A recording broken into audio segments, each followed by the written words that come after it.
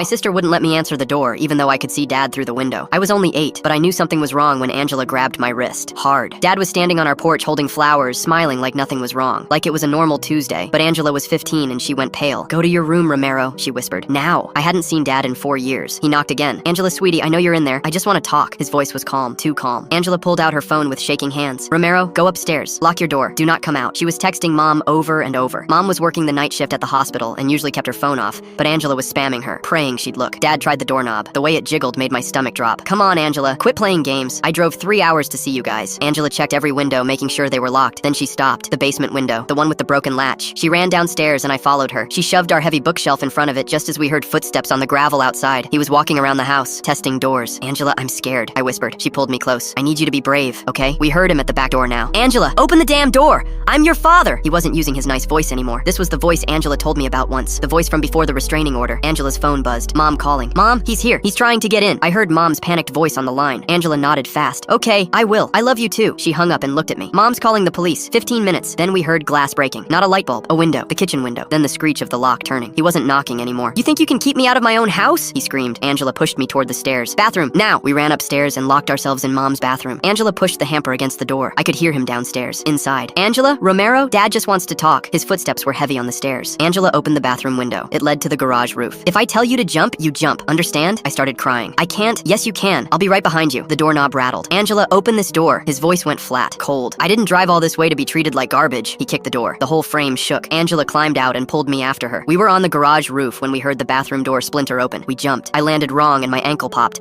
hot pain shooting up my leg, but Angela dragged me up. "Run!" We ran to Mr. Ryan's house next door. Angela pounded on his door. "Help, please!" I looked back and saw Dad climbing onto the roof. Mr. Ryan threw his door open, saw the look on Angela's face, and pulled us inside. "Get behind me," he said, grabbing the baseball bat he kept in the hall. Dad came running across the yard. "Those are my kids!" Mr. Ryan didn't move. "The police are coming. You need to leave." Dad stopped at the edge of the property, breathing hard. For a second, I thought he might cry. Then his face changed. The sad dad act just vanished. He looked at us and his eyes were empty. Scary empty. "She took everything from me," he spat, "and now she's turning my own kids against me." The sirens started wailing down the street. Dad heard them too. He looked at us one more time. It wasn't a look I ever want to see again. He ran to his car and peeled out of the driveway just as the cruiser turned the corner. They found him 2 hours later at a motel. He had maps of Mom's hospital, our school, and my soccer field. He'd been planning this for weeks. The flowers were stolen from a cemetery. The presents in his trunk were zip ties and duct tape. The restraining order said he couldn't come within 500 feet of us, but in his mind, those papers didn't matter. Mom quit her night shifts after that. Angela still checks every lock twice. I'm 13 now. Angela's in